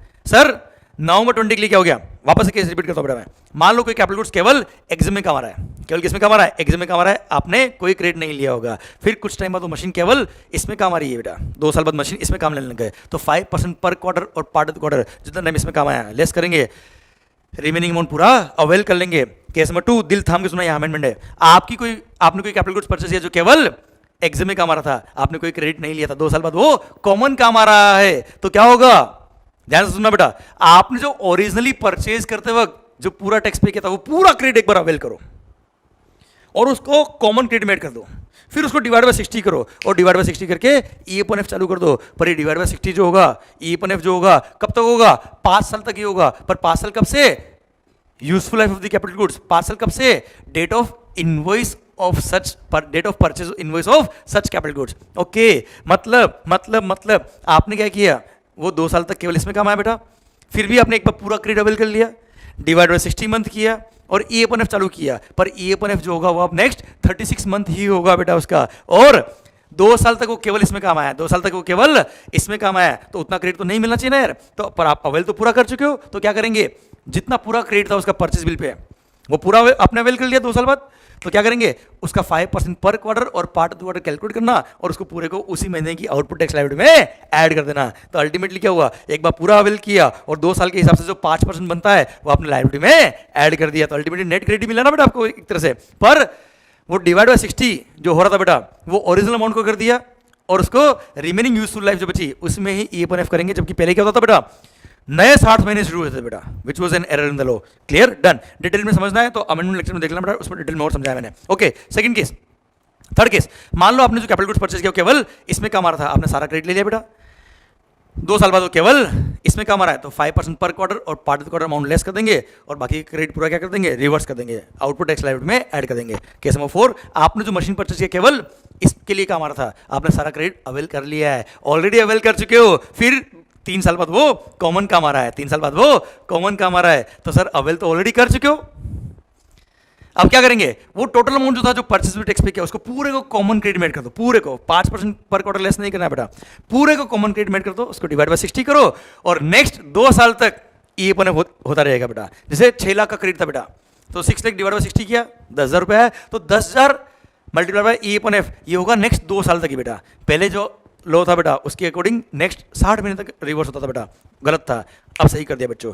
क्लियर? तो सर वापस रिपीट करता हूं, पहले कोई मशीन केवल इसमें काम आ रही थी, आपने सारा क्रेडिट ऑलरेडी ले लिया बेटा, फिर 3 साल बाद वो कॉमन काम आ रही है, तो क्या करेंगे, जो एंटायर क्रेडिट था अवेल तो ऑलरेडी कर चुके हो बेटा, अवेल किया हुआ, बस उसको कॉमन क्रेडिट में ऐड कर दो टोटल अमाउंट को, फिर उसको डिवाइड बाय 60 करो और ई अपन एफ करना चालू कर दो। पर ई अपन एफ करेंगे कब तक, जब तक उसकी यूजफुल लाइफ बचेगी। और यूजफुल लाइफ कितनी होती बेटा, useful life is 5 year from the date of purchase invoice of such capital goods बेटा। माहौल डन, ये था आपका रूल नंबर 43। अब 2 पॉइंट और बेटा, कोई मशीन अपने परचेज किया किसके लिए, कॉमन, आपने सारा क्रेडिट ले लिया होगा बेटा, फिर उसको डिवाइड बाय 60 किया होगा, ई अपन एफ करना चालू कर दिया होगा, फिर कुछ साल बाद वो मशीन केवल इसमें काम आ रही है तो ई अपन एफ करना बंद कर दे, और क्या है, क्योंकि वो केवल टैक्स में काम आ रही है, तो अब रिवर्सल की जरूरत नहीं बेटा, अवेल तो वैसे भी कर चुके हो आप। लास्ट पॉइंट, अगर आपने कोई कैपिटल गुड्स परचेज किया कॉमन, सारा क्रेडिट आपने अवेल किया, डिवाइड बाय 60 किया, ई अपन एफ चालू कर दिया, फिर आपने क्यों मशीन केवल एग्जाम में काम आ रही थी, क्या करेंगे 5% पर क्वार्टर और पार्ट क्वार्टर लेस करेंगे, रिमेनिंग अमाउंट जो आएगा पूरा एक साथ रिवर्स कर देंगे, लाइबिलिटी में ऐड कर देंगे, भारत माता की जय हो जाएगी, फिर ई अपन एफ होना ऑब्वियसली बंद हो जाएगा सर।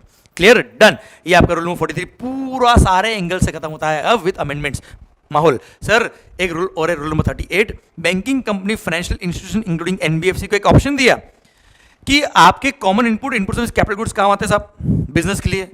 अब आप लोग या तो ये रूल नंबर 42 43 पढ़ा है ये फॉलो करो, या फिर आपके लिए स्पेशल प्रोविजन दिया रूल नंबर 38 ने, और वो बोलता है क्या, आप चाहे तो एक बार सारा क्रेडिट अवेल कर ले, अवेल करके क्या कर लेंगे साहब, पूरा अवेल कर लो, फिर उसमें से 50% रिवर्स कर दो हर महीने।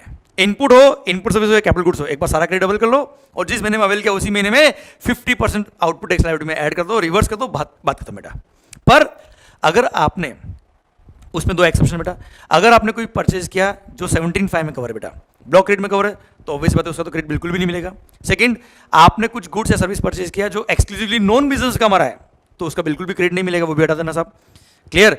तो सर कैसे कैलकुलेशन होगा बेटा, एक और थर्ड पॉइंट और है वो भी बोल देता हूं, अगर आपके डिस्टिंक्ट पर्सन से जिसका सेम पेन नंबर है उससे ही कुछ सर्विसेज रिसीव हुई है आपको इनवर्ट सप्लाई, तो उसका पूरा 100% क्रेडिट देंगे, उसमें 50% रिवर्स नहीं करवाएंगे। तो कैलकुलेशन कैसे करेंगे बेटा, इस महीने में टोटल क्रेडिट जो था इनपुट कैपिटल गुड्स सारा एक बार अवेल कर लो, सारा एक बार कैलकुलेशन ले लो बेटा, उसमें से माइनस कर दो, क्या एक्सक्लूसिवली नॉन बिजनेस के लिए क्या है हटा दो, एक्सक्लूसिवली 17 सबसेक्शन 5 में कवर है ब्लॉक क्रेडिट में, हटा दो साहब। अगर डिस्टिंक्ट पर्सन से बिल आया हुआ वो पूरा अवेल कर लो बेटा, हटा दो इसको भी, रिमेनिंग अमाउंट जो बचा है वो पूरा एक बार अवेल कर लो और 50% रिवर्स कर दो। तो सर ये 50% जो आपने लिया है एक तरह से क्रेडिट, वो प्लस डिस्टिंक्ट पर्सन से जो सर्विस आई थी उसका 100% क्रेडिट जो था, ये टोटल क्रेडिट आपका अवेल हो जाएगा। और अगर आपने ये वाला ऑप्शन अगर लिया है तो मिड ऑफ द फाइनेंशियल में आप इसको चेंज नहीं कर सकते। इसी के साथ रूल नंबर 38 भी खत्म होता है। अब भारत माता की जय, ये पूरा सेक्शन नंबर 17 खत्म होता है। अब 17(5) तो मैं ऑलरेडी पढ़ा चुका हूँ ब्लॉक क्रेडिट। सेक्शन नंबर 18 हमने पहले कवर कर लिया। आइए बात करते आगे हम सेक्शन नंबर 19, 20, 21। पर उससे पहले एक बात और है, यूटिलाइजेशन ऑफ आईटीसी बेटा, जो अपनी बुक के अंदर टॉपिक दे रखा है उस अकॉर्डिंग बात करूँ मैं। आईटीसी यूटिलाइज करना है। सबसे पहली बात आईजीएसटी, सीजीएसटी, एसजीएसटी। अच्छा जहाँ पे मैं एसजीएसटी बोलूंगा वहाँ पे एसजीएसटी हो या यूटीजीएसटी बात आएगी बेटा। ओके मैं एसजीएसटी बोलूंगा, बार बार यूटीजीएसटी बोले कंफ्यूज नहीं करूंगा आपको। ओके सर आईजीएसटी का आईटीसी आई में भी काम आएगा, सी में भी काम आएगा और एस में भी काम आता है बेटा। और सी का क्रेडिट सी में भी काम आएगा और आई में काम आएगा पर एस में काम नहीं आएगा। एस का क्रेडिट एस में काम आएगा और आई में काम आएगा पर सी में काम नहीं आएगा बेटा। क्लियर? अच्छा आई सी और एस का मतलब समझ रहे हो ना बेटा, आईजीएसटी, सीजीएसटी और एसजीएसटी। ओके सर पर जब आईटीसी यूटिलाइज करना है आपको तो सबसे पहले आईजीएसटी का आईटीसी यूटिलाइज करेंगे हम। आईजीएसटी का आईटीसी पूरा कंज्यूम हो जाएगा, उसके बाद ही सीजीएसटी और एसजीएसटी के आईटीसी को यूज करने की बात आएगी। अब सर आईजीएसटी का आईटीसी यूज करना तो किस सीक्वेंस में यूज करना है? सबसे पहले आईजीएसटी की लायबिलिटी को पे करने के लिए यूज करना है, उसके बाद सीजीएसटी हो या एसजीएसटी हो, कोई भी लायबिलिटी आप पे कर सकते हो in any proportion in any order बेटा। क्लियर? देन सीजीएसटी का आईटीसी अगर है तो आईजीएसटी आईटीसी पूरा कंज्यूम हो गया, फिर सीजीएसटी आईटीसी काम आएगा पहले सीजीएसटी की लायबिलिटी को पे करने के लिए, फिर आईजीएसटी लायबिलिटी पे करने के लिए बेटा, फिर एसजीएसटी की आईटीसी है तो एसजीएसटी की आईटीसी एसजीएसटी की लायबिलिटी को पे करने में काम आएगा, फिर आई की लायबिलिटी को पे करने में काम आएगा बेटा, और पर सी में कभी काम नहीं आएगा। Same is the case with UTGST बेटा। भारत माता की जय। ये यूटिलाइजेशन ऑफ द क्रेडिट था बेटा। ओके माहौल सरकार अगला पढ़ा था section number 19 job work. Section number 19 143 क्या? I love you. हाँ I love you sir. Section number 143 job work वाला एंड रूल नंबर 45 सर क्या कहता है बच्चों, ध्यान से सुनना। ये तीनों को मर्ज करके मैं पढ़ाता हूँ आपको। जॉब वर्क वाला केस, अगर आपने कोई भी इनपुट सेमी फिनिश गुड्स या कैपिटल गुड्स जॉब वर्कर के यहाँ भेजा है तो you can send it without payment of GST या without reversal of ITC under the cover of a delivery challan. पर कंडीशन क्या है, जिस दिन आपने भेजा था उसके 1 साल में वो इनपुट या सेमी फिनिश गुड्स आपको रिसीव हो जाना चाहिए, जिस दिन भेजा था वहां से बेटा। क्लियर। और कैपिटल गुड्स के केस में 3 साल के अंदर आपको वो रिसीव हो जाना चाहिए। और हाँ सुनना बच्चों ध्यान से, आप चाहे तो आपने अगर कोई इनपुट ओके, आवाज आ रही प्रॉपर? ओके, आपने अगर कोई इनपुट या कैपिटल गुड्स कस्टमर से खरीदा और डायरेक्टली जॉब वर्कर के भिजवा दिया तो ऐसा भी कर सकते हो, जब जॉब वर्कर को रिसीव होगा हम मान लेंगे हमको रिसीव हो गया और हमको आईटीसी मिल जाएगा। पर जब उसको रिसीव हुआ वहां से 1 साल के अंदर इनपुट हमको रिसीव हो जाना चाहिए सेमी फिनिश गुड्स प्रोसेस होने के बाद, या फिर कैपिटल गुड्स है तो 3 साल में उसको जब रिसीव हुआ वहां से 3 साल के अंदर हमको रिसीव हो जाना चाहिए। प्लस ये बोला बच्चों, अगर एक जॉब वर्कर से दूसरे जॉब वर्कर के या दूसरे से तीसरे के भेजना अगर, तो ऐसे केस में वो जॉब वर्कर भेज सकते हैं, पर सब मिला के 1 साल या 3 साल की कंडीशन देखी जाएगी बेटा। क्लियर। और हाँ, डिलीवरी चालान के थ्रू वो भेज सकते हैं, या तो मेरा जो डिलीवरी चालान था उसी को वो एंडोर्स कर दे और आगे भेज दे, या फिर अपना नया डिलीवरी चालान इशू करके आगे गुड्स ट्रांसफर कर सकते हैं वो लोग। और आगे वाला चाहे तो उसका डिलीवरी चालान को एंडोर्स करके आगे भेज दे, या खुद का नया डिलीवरी चालान इशू करे, कोई दिक्कत नहीं बेटा। क्लियर। पर हाँ, अगर ये 1 साल या 3 साल की जो टाइम मैंने आपको दे रखी है, मैंने नहीं दिए, एक्ट ने दी बेटा, रूल ने दिए, अगर उस टाइम में गुड्स वापस से रिसीव नहीं हुआ तो सर जब आपने उसको भेजा था तब मान लेंगे आपने सप्लाई कर दिया था, अब उसका टैक्स पूरा आपको पे करना पड़ेगा अलॉन्ग विथ इंटरेस्ट।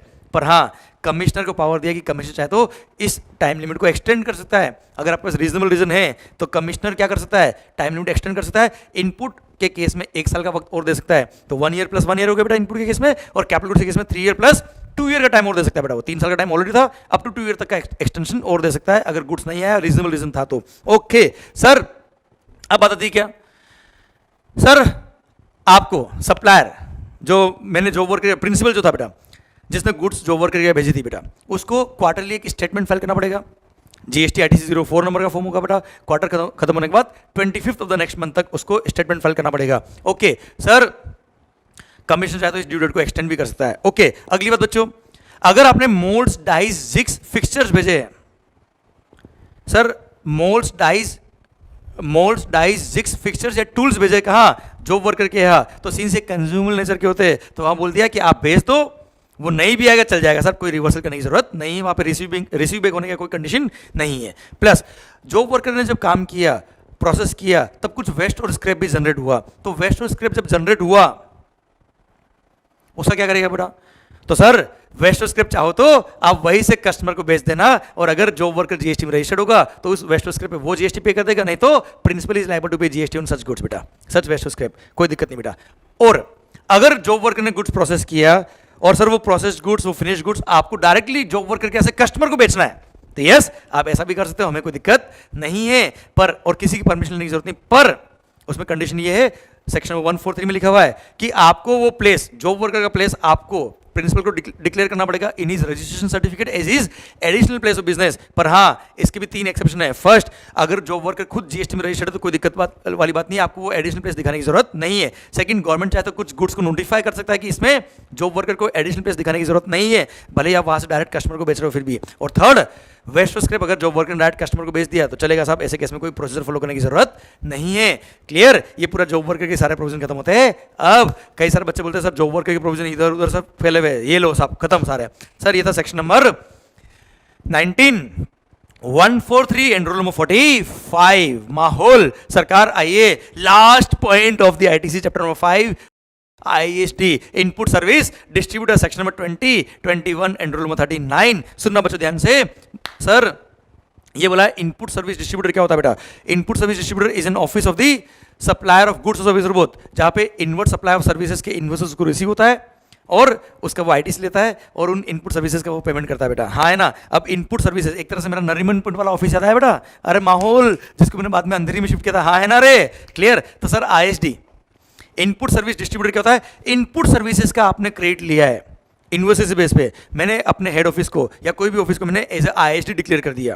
अब वहाँ पे इनपुट सर्विस के बिल आएंगे, उसका मैं आईटीसी लूंगा। अब वो सर्विस जिस यूनिट के लिए काम आई थी बेटा, उस यूनिट को पास ऑन करना बेटा। नॉर्मली आपको पता है एक रजिस्ट्रेशन नंबर से दूसरे रजिस्ट्रेशन नंबर पे कभी भी आईटीसी पास ऑन नहीं होता है, पर इनपुट सर्विस डिस्ट्रीब्यूटर का अगर आपने रजिस्ट्रेशन करा दिया, ध्यान रखना अगर आपको आईएसडी की तरह डिस्ट्रीब्यूशन करना है तो पहले आईएसडी का एक सेपरेट नंबर होता है, सेपरेट रजिस्ट्रेशन नंबर होता है, वो लेना पड़ेगा, भले वो आपका प्रीमाइसेस सेपरेटली रजिस्टर्ड है या नहीं है। आपने आईएसडी नंबर ले लिया बेटा, अब इनपुट सर्विस का जो बिल आएगा आपके सप्लायर से बिल इशू करेगा, सप्लायर से अपना जीएसटीआर 1 फाइल करेगा, उसको अपना आईएसडी वाला नंबर देंगे और वो जो उसने जीएसटीआर 1 सबमिट किया हमारे जीएसटीआर 6A में आएगा। फिर हम वो आईटीसी लेंगे, हमारा जीएसटीआर 6 सबमिट करेंगे और 6 के थ्रू सबको डिस्ट्रीब्यूट करेंगे क्रेडिट। अब सबको कैसे डिस्ट्रीब्यूट करेंगे? मान लो मेरी 4 फैक्ट्री बेटा 1 2 3 4 और नरीमन पॉइंट ऑफिस, तो सर मैं कैसे डिस्ट्रीब्यूट करूंगा बेटा?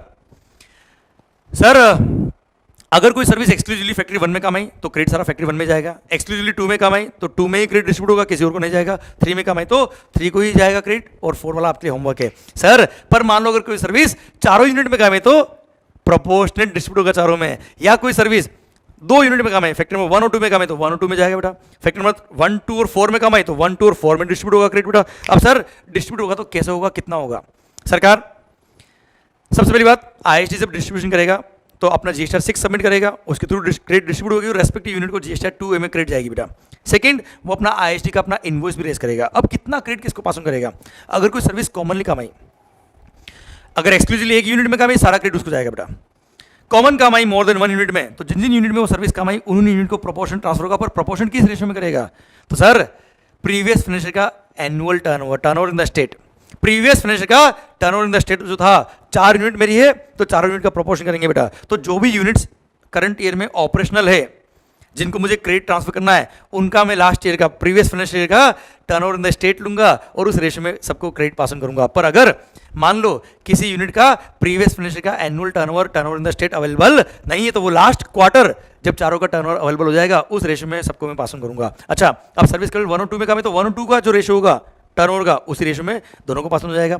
1 2 3 4 चारों का था तो चारों को पास हो जाएगा, 1 2 3 को था तो 1 2 3 को पास होगा बेटा, उन तीनों के रेशियो में बेटा। डन। अब एक बात और आएगी बेटा, अब ध्यान रखना बेटा, भले ही क्रेडिट एलिजिबल क्रेडिट हो या इन एलिजिबल क्रेडिट हो, भले वो ब्लॉक क्रेडिट हो या कुछ भी हो, ये इनपुट सर्विस डिस्ट्रीब्यूटर जो क्रेडिट आएगा वो पास ऑन कर देगा, आपके 2A में जाएगी। अब आपको क्रेडिट लेना तो ले और आपको नहीं मिलता तो मत ले, और क्या है, हम तो हमारे डिस्ट्रीब्यूट कर देंगे भले एलिजिबल क्रेडिट हो या इन एलिजिबल क्रेडिट हो। ध्यान रखना फैक्ट्री नंबर 3 जो थी वो एक्सक्लूसिवली एग्जाम सप्लाई ही करती है तो उसको आईटीसी नहीं मिलता है, फिर भी आईएसडी उतना दिमाग नहीं लगाएगा, आईएसडी क्या करेगा सब में डिस्ट्रीब्यूट कर देगा और फैक्ट्री नंबर 3 को जब जीएसटीआर 2A में जाएगी क्रेडिट तो वो अवेल नहीं करेगा बेटा।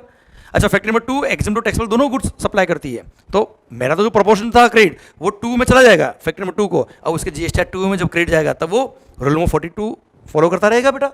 हाँ है ना, इसका काम है डिस्ट्रीब्यूशन करने का, एलिजिबल हो इन एलिजिबल हो ये डिस्ट्रीब्यूट कर देगा। अच्छा एक बात और, अब डिस्ट्रीब्यूशन जो करना है कौन सा आईटीसी मतलब किस फॉर्म में करना है, सीजीएसटी एसजीएसटी आईजीएसटी? सरकार मेरे परचेज इनवॉइस पे सी लिखा हुआ है, सी और एस लिखा हुआ है या आई लिखा हुआ है, अगर मेरे को यूनिट को ट्रांसफर करना है आईटीसी और वो यूनिट अगर मेरी सेम स्टेट में है तो जो परचेज बिल पे टैक्स लिखा हुआ है वही परचेज बिल वाला टैक्स के फॉर्म में ही सेम स्टेट वाली यूनिट को क्रेडिट पास होगा। पर अगर वो क्रेडिट डिस्ट्रीब्यूट करना किसको, जो अदर देन मेरा जो आईएसडी का स्टेट है, जो आईएसडी का स्टेट है उसके अलावा किसी और स्टेट को आईएसडी डिस्ट्रीब्यूट कर रहा है क्रेडिट, तो ऐसे केस में हमेशा आईजीएसटी की फॉर्म में ही क्रेडिट पास होगा, भले ही परचेज बिल पे CSI कुछ भी लिखा हो, हमेशा आईजीएसटी की फॉर्म में आईटीसी पास होगा। अगर इंटर स्टेट क्रेडिट पास हो रही तो बेटा, और सेम स्टेट में पास हो रही तो जो परचेज बिल पे क्रेडिट लिखा है वही क्रेडिट पास होगा। Clear, done. अच्छा एक और बात ध्यान रखना लास्ट में, यहाँ पे भी जो टर्नओवर काउंट करते हैं रेशियो के लिए, प्रोपोर्शन के लिए बेटा, उसमें वेट, सीएसटी, सेंट्रल एक्साइज और स्टेट एक्साइज के अमाउंट को हम टर्नओवर में इंक्लूड नहीं करेंगे, जैसे रूल नंबर 42 और 43 में वो करता था बेटा। देन एक बात और, अगर मान लो कभी आपने मुझे सर्विस दी थी, आपने मुझे टैक्स इनवॉइस दिया था, बाद में किसी कारण से आपने मुझे डेबिट नोट दिया, तो डेबिट नोट की वजह से मेरे को एक्स्ट्रा क्रेडिट मिलेगा। मैं ऑलरेडी टैक्स इनवॉइस का क्रेडिट पास ऑन कर चुका हूँ, तो डेबिट नोट की बेस पे जो एक्स्ट्रा क्रेडिट आया है उसको भी सारी यूनिट में पास ऑन करूँगा। पर हाँ, ओरिजिनल टैक्स इनवॉइस का क्रेडिट जिसको दिया था उन्हीं को डेबिट नोट का क्रेडिट जाएगा और उसी रेशियो में जाएगा जिस रेशियो में मैंने ओरिजिनल इनवॉइस का क्रेडिट पास ऑन किया था, उसी रेशियो में डेबिट नोट का क्रेडिट पास ऑन हो जाएगा और आईएसडी डेबिट नोट इशू करेगा, ISD debit note. Same way credit note बेटा, अगर कभी मान लो कॉन्ट्रैक्ट कैंसिल हो गया है, किसी भी कारण से क्रेडिट नोट दिया तो क्रेडिट नोट देगा तो लायबिलिटी कम, आईटीसी कम हो जाएगा सर। अब आईटीसी कम होगा तो आईएसडी भी क्या करेगा, टैक्स इनवॉइस का क्रेडिट ऑलरेडी डिस्ट्रीब्यूट कर चुका है तो आईएसडी अपना आईएसडी क्रेडिट नोट इशू करेगा उन सारी यूनिट को जिसको उस ओरिजिनल इनवॉइस का क्रेडिट पास ऑन किया था, उसी रेशियो में क्रेडिट को नेगेटिव क्रेडिट पास ऑन कर देगा। क्लियर, या उस महीने में अगर कोई और क्रेडिट पास करना तो उसको अमाउंट को कम कर देगा और रिमेनिंग अमाउंट डिस्ट्रीब्यूट कर देगा बेटा, पर प्रोपोर्शन वही होगा जो ओरिजिनल इनवॉइस का था बच्चों। क्लियर, डन, भारत माता की जय। ये पूरा सेक्शन नंबर 20 खत्म होता है। अब प्लस सेक्शन नंबर 21 ने बोला कि अगर कभी आपने रॉन्ग यूनिट को आईटीसी पास कर दिया, जैसे मेरे को फैक्ट्री नंबर 2 को ज़्यादा आईटीसी देना था, मेरे को फैक्ट्री नंबर 2 को आईटीसी देना था, जबकि मैंने फैक्ट्री नंबर 4 को ज़्यादा आईटीसी दे दिया जानबूझ के, तो ऐसे केस में आपको वो आईटीसी रिवर्स करना पड़ेगा, उस यूनिट को फैक्ट्री नंबर 4 को आईटीसी रिवर्स करना पड़ेगा। अच्छा, मैंने एग्जांपल फैक्ट्री के लिया है, it may be my offices also बेटा, I may be supplier of goods और सप्लायर ऑफ सर्विसेज, चलेगा बेटा। ओके, तो सर ज़्यादा डिस्ट्रीब्यूट किया है तो वह उसको रिवर्स करना पड़ेगा और सही डिस्ट्रीब्यूट करो, और अगर आपने उसको करेक्शन नहीं किया आपके इन पे, तो सेक्शन नंबर 73 या 73 का पावर यूज 73 या 74 का पावर यूज करके डिपार्टमेंट आपसे रिकवरी करेगा बेटा।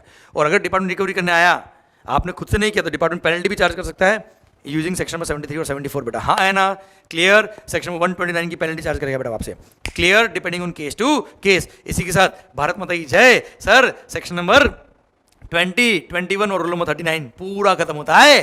अब बच्चों, अब मैं आपसे एक बात और शेयर करूंगा, जिनके भी नवंबर 20 एग्जाम्स है, आई रिपीट नवंबर 20 एग्जाम्स है, उनके लिए 3 पॉइंट और ऐड हुए बेटा, वो भी मैं लास्ट में बोल रहा हूँ, सो दैट मई 20 जुलाई 2020 वाले बच्चों को डिस्टर्ब नहीं हो बेटा।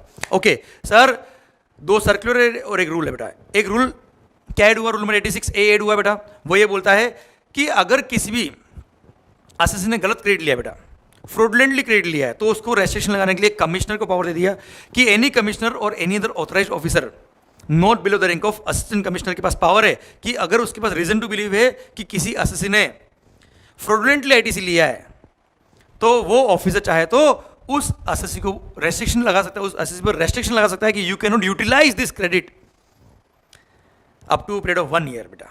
1 साल तक छानबीन कर लेगा बेटा, पूरा ढूंढ लेगा मामला गड़बड़ था कि नहीं था बेटा, क्लियर। पर 1 साल में अगर केस पूरा नहीं हुआ तो फिर 1 साल के बाद वो रेस्ट्रिक्शन हट जाएगी बेटा अपना। ओके, अब सर फ्रॉडलेंटली क्रेडिट क्यों लिया, कारण क्या रहेगा बेटा उसका, या तो सप्लायर जिसने बिल दिया था बेटा, उसने केवल टैक्स इनवॉइस दिया, गुड्स और सर्विस दिया ही नहीं बेटा, मतलब बोगस बिल दिया। सेकंड, वो supplier was found to be non existent, या जिस प्लेस को उसने डिक्लेयर किया as a place of business, उसके अलावा किसी और प्लेस से वो बिजनेस कर रहा है, या फिर recipient was found to be non existent, या वो उस प्लेस से बिजनेस कर रहा है जो उसने डिक्लेयर किया, उसके अलावा किसी और प्लेस से बिजनेस कर रहा है, या फिर सर टैक्स इनवॉइस या प्रिस्क्राइब डॉक्यूमेंट जिसके बेस पे आईटीसी लेना, वो आया ही नहीं उसको, केवल उसने क्रेडिट पंच करके क्रेडिट ले लिया बेटा। हाँ है ना सर, या कोई भी फ्रॉडलेंट एक्टिविटी इस तरह की पाई गई, तो ऐसे केस में उस ऑफिसर के पास पावर है कि वो रेस्ट्रिक्शन लगा सकता है उस असेसी पर कि you can not make a debit to the electronic credit ledger up to this amount, ये अमाउंट जो आपने फ्रॉडलेंट लिया है इसका हम क्रेडिट यूज करने के लिए अलाउ नहीं करेंगे आपको। हाँ, जिस दिन वो प्रूव कर देगा कि सब ये सब मिस्टेक ये जो थी, देखो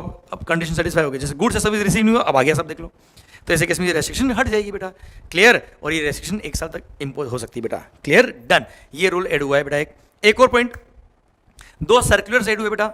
फर्स्ट ध्यान ना, ये नवंबर 20 या उसके आगे वाला टर्म के लिए एप्लीकेबल है, जुलाई 20 के लिए एप्लीकेबल नहीं है। वैसे सर्कुलर है, क्लेरिफिकेशन सर, कोई खास बात नहीं है। सुनो बच्चों ध्यान से, 110% ऑफ द एलिजिबल आईटीसी आप ले सकते हो बेटा। याद आया बेटा कि अगर आपके GSTR 1 सप्लायर ने GSTR 1 सबमिट किया, आपके 2A में आया, पर 2A में अगर कोई बिल नहीं आ रहा है तो आप फिर भी क्रेडिट ले सकते हो, but that credit can not exceed 110% of the eligible ITC, मतलब एक्स्ट्रा 10% तक का क्रेडिट आप ले सकते हो। तो उसके रिगार्डिंग कुछ डाउट्स थे इंडस्ट्री के, उसको क्लेरिफाई किया। सबसे पहली बात, यहां पे जो रेस्ट्रिक्शन लगाई है, क्या सारे डॉक्यूमेंट्स पे लगाई है? नहीं, ये 10% तक ही आप प्रोविजनल क्रेडिट ले पाएंगे। अगर कोई बिल आपके 2A में नहीं आ रहा है तो 10% तक का ही क्रेडिट ले पाएंगे एक्स्ट्रा।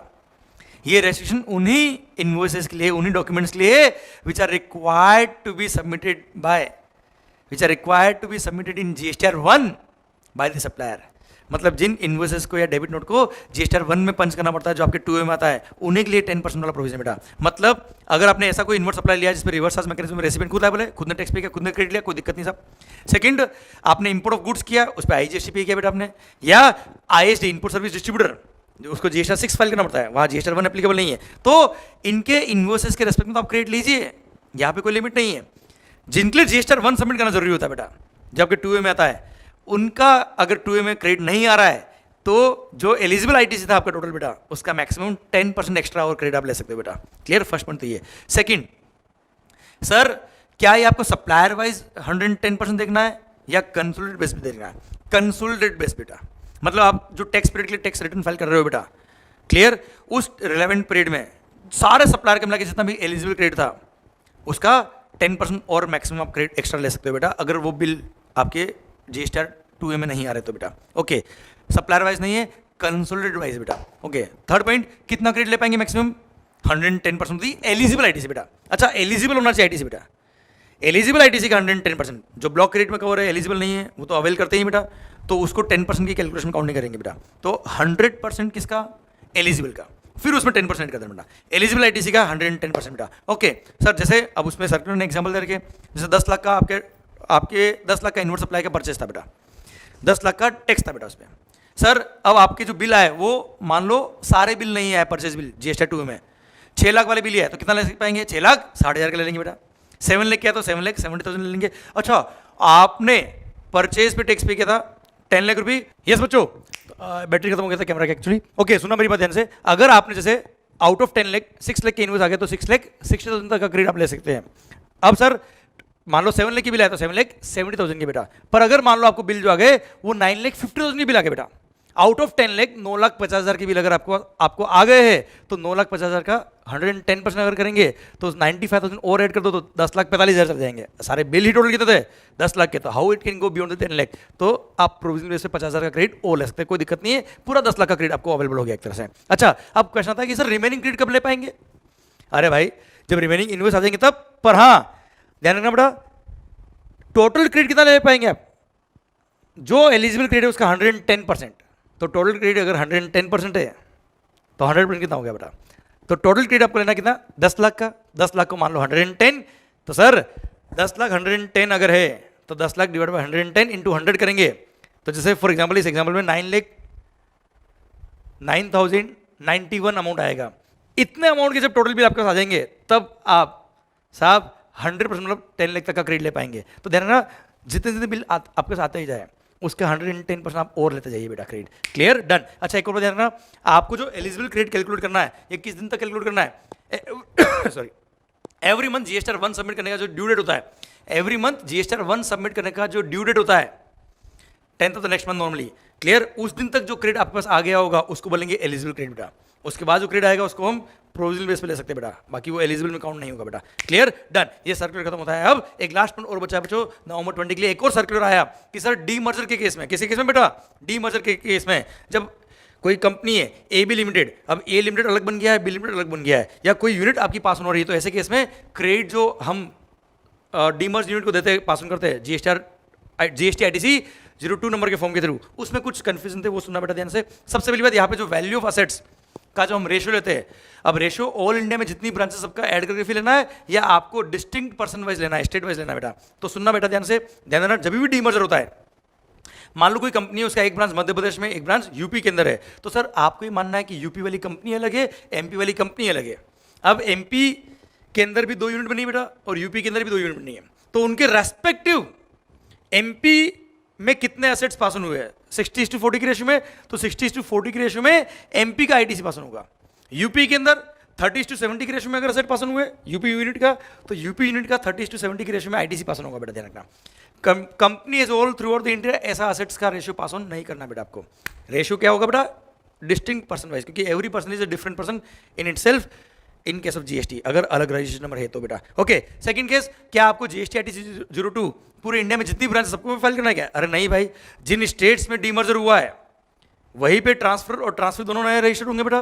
क्लियर? तो वहीं पे आपको GST ITC 02 फाइल करना है, क्योंकि वहीं पे आपका ITC पास ऑन हो रहा है बेटा। थर्ड केस, थर्ड बात इसके अंदर, अगर सुना बच्चों ध्यान से, कि जब क्या ये प्रोविजन केवल डीमर्जर में एप्लीकेबल है? तो बोला नहीं, every form of business reorganisation सबके केस में ये प्रोविजन अप्लाई होगा जो आपको ITC पास ऑन करने का होता है। जैसे कोई पार्टनरशिप फर्म थी, कंपनी बन गई, कोई पार्टनरशिप फर्म थी, प्रॉपर्टीशिप फर्म बन गई, तो सारे केस में ITC पास ऑन होता है, कोई दिक्कत वाली बात नहीं बेटा। All forms of business reorganisation में ये प्रोविजन अप्लाई होगा। क्लियर? सुना मेरी बात ध्यान से। अगला पॉइंट सर, बड़ा खास बात है बेटा।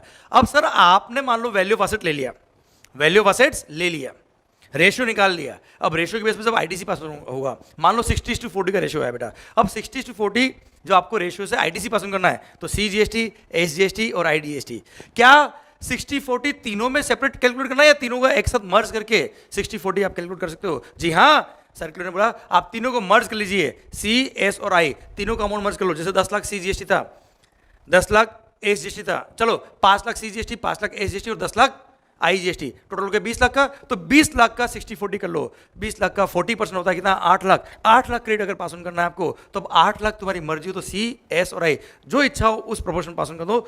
हर सी और एस अलग अलग हेड को अलग अलग प्रपोर्शन करने की जरूरत नहीं है। आप चाहे तो पूरा 8 लाख आईजीएसटी पास ऑन कर दो, आप चाहे तो 5 लाख सीजीएसटी पास ऑन कर दो, 3 लाख एसजीएसटी पास ऑन कर दो, या किसी भी प्रपोर्शन कर सकते हो बेटा। आपको हेड वाइज नहीं प्रपोर्शन करना है, टोटल वाइज प्रपोर्शन करना है। अगली लास्ट बात, 2 बातें और बची बेटा कि सर आपको जो वैल्यू ऑफ असेट्स का रेशियो निकालना है, ये वैल्यू ऑफ असेट्स किस दिन का लेना है। तो सर कंपनीज एक्ट में ये लिखा हुआ है कि हम एक अपॉइंटेड डेट ऑफ डीमर्जर बताएंगे। तो जो अपॉइंटेड डेट ऑफ डीमर्जर होगा उस दिन जो असेट्स का वैल्यू होगा उस रेशियो में हमेशा आईटीसी पास ऑन होगा। प्लस अब आईटीसी पास ऑन जो होगा वो किस दिन का अनयूटिलाइज आईटीसी को देखेंगे बेटा। तो आईटीसी पास ऑन कैसे होता है बेटा, जीएसटी आईटीसी 02 के थ्रू होता है। तो लास्ट बात, जीएसटी आईटीसी 02 जिस दिन आप फाइल करेंगे, आई रिपीट, जीएसटी आईटीसी जिस दिन आप फाइल करेंगे, जीएसटी आईटीसी 02, उस दिन जो अनयूटिलाइज बैलेंस ऑफ आईटीसी होगा वो डिस्ट्रीब्यूट होगा, पर किस रेशियो में होगा, वैल्यू ऑफ असेट्स किस दिन के, जो अपॉइंटेड डेट ऑफ डीमर्जर था बेटा उस दिन के। अपॉइंटेड डे ऑफ डीमर्जर के दिन का वैल्यू ऑफ असेट्स का रेशियो लेना है। और आईटीसी कितना पास ऑन होगा, वो आईटीसी अनयूटिलाइज बैलेंस कब का लेना है, जिस दिन आप आईटीसी 02 फॉर्म फिल करते हो बेटा। ये पूरा पॉइंट खत्म होता है। अब ये नवंबर 20 के भी सारे अमेंडमेंट भी मैंने इसमें कवर कर दिए। तो आपके एग्जाम जुलाई 20 में हो या नवंबर 20 में, आपके लिए दोनों के लिए एग्जाम के लिए ये रिविजन लेक्चर रिलेवेंट हो जाएगा। भारत माता की जय।